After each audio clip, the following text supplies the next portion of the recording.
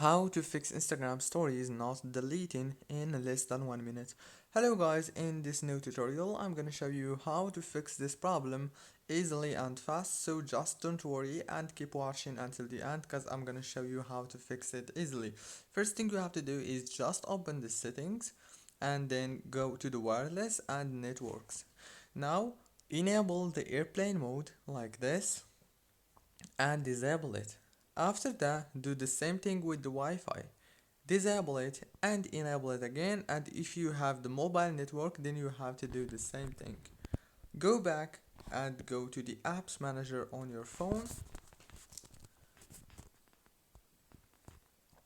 Let's wait a few seconds. Scroll down until you find Instagram, click on it and click here on force stop. After that, all what you have to do is reopen Instagram and the problem must be solved. Don't forget to like, subscribe. Thank you for watching until the end.